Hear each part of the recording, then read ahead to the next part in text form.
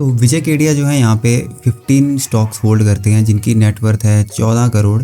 और उनमें से जो मेजर स्टॉक है हम लोग उसकी बात करेंगे। मेजर स्टॉक जो है वो है इनका अतुल ऑटो, और अतुल ऑटो में इनकी जो होल्डिंग वैल्यू है वो है 273 करोड़, और जो क्वांटिटी हेल्ड इन्हों करते हैं वो है 58 लाख्स।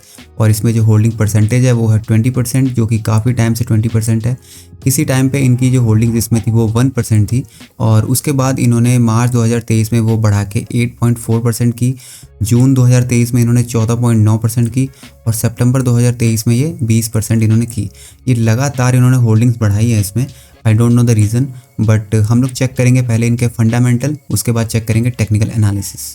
तो भाई फंडामेंटल ये है कि अतुल ऑटो जो है वो मैन्युफैक्चर करता है sales of auto rickshaws in domestic and overseas market.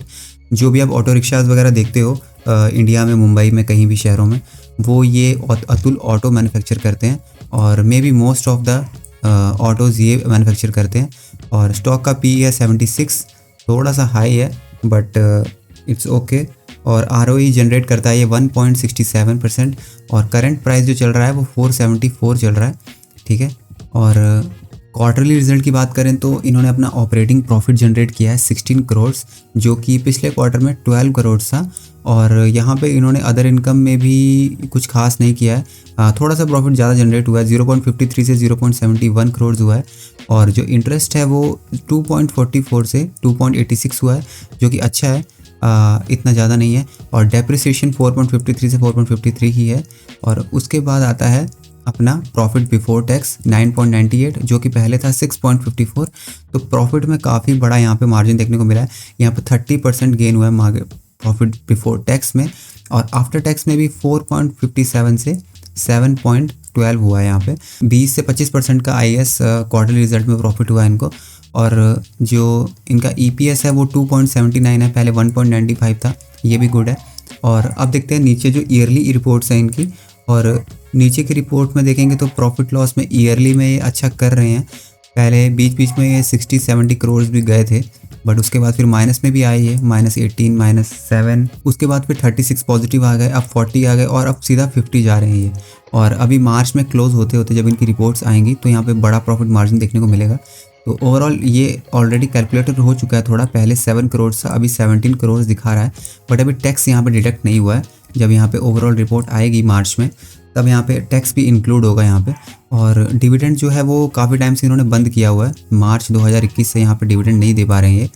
तो यहाँ पे नीचे देखेंगे तो कंपाउंडेड सेल्स ग्रोथ जो है वो उतना नहीं है खास, 3 ईयर्स में यहाँ पे 21% है, बट और कहीं नहीं है। कंपाउंडेड प्रॉफिट ग्रोथ जो है वो अच्छी प्रॉफिट ग्रोथ है यहाँ पे 3 ईयर्स और टोटल देखा जाए तो, ठीक है।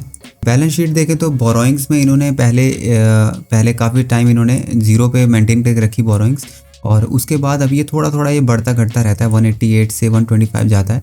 तो बोरोइंग्स में ज़्यादा कुछ बड़े नंबर्स नहीं है, तो ये बोरोइंग्स की तरफ से सेफ़ हैं।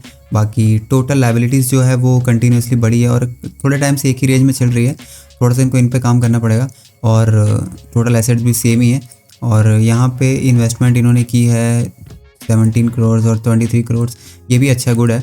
और नीचे चलते हैं, कैश फ्लो भी इनका अच्छा ही है, 16 करोड़ है। और इस साल पहले ये माइनस में जा रहे थे, काफ़ी टाइम से आगे माइनस में थे और बीच बीच में पॉजिटिव होते रहे, बट यहाँ पे ये आंकड़ा क्या है कि अभी पॉजिटिव होता दिख रहा है, ठीक है। 16 करोड़ अच्छे नंबर्स हैं। और प्रॉफिट ग्रोथ वाइज मेन यहाँ पे बात आती है शेयर होल्डिंग पैटर्न की। प्रमोटर्स जो हैं वो 52% होल्ड करते हैं, जून मार्च 2022 से कंटिन्यू कर रहे थे वो। उसके बाद इन्होंने मार्च 2023 में 49% कर दिए, जो 3% इनकी होल्डिंग्स कम हुई है।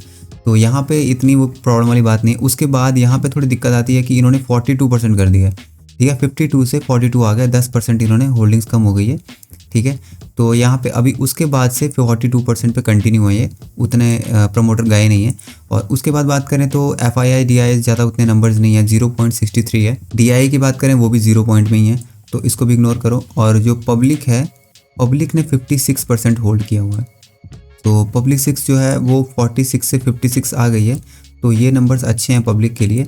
बट पब्लिक में आई गेस विजय किशन लाल केडिया भी आते होंगे, आई गेस, हाँ विजय किशन लाल केडिया आते हैं। 18% इनकी होल्डिंग खुद की है, जो हमने जैसे कि हमने वहाँ पे देखा रिपोर्ट्स में 18% इनकी खुद की होल्डिंग्स है। और केडिया सिक्योरिटी जो प्राइवेट लिमिटेड है वहाँ से भी ये 2% होल्ड करते हैं। ओके, मनोहर देववा कुंती ने उन्होंने 1% होल्ड किया है और साहिल गुप्ता की होल्डिंग्स नहीं है यहाँ पे। तो ये थी भाई फाइनेंशियल रिपोर्ट इनकी। और ओवरऑल ये अच्छा कर रही है कंपनी, क्योंकि ऑटोज़ की डिमांड है अभी मार्केट में, और जैसे जैसे मार्केट में डिमांड है तब तक तो ये अच्छा मैन्युफैक्चर कर रहे हैं। और आई डोंट नो इनके कॉम्पिटिटर हैं कोई मार्केट में, तो इस वजह से किशन लाल केडिया को इन पे पूरा भरोसा है। और इन्होंने अपनी होल्डिंग्स कम से कम अभी तक 20% लगातार की, और वो रेंज में बढ़ाई है इन्होंने, जो कि मेन बात थी। दिसंबर 2022 में 1% थी, उसके बाद 8% पे बढ़ा दी, फिर 14% पे, अब सीधा 20% पे। हो सकता है आगे आने वाले दिनों में और भी बढ़ाएं। तो चार्ट देख लेते हैं, चार्ट में क्या है।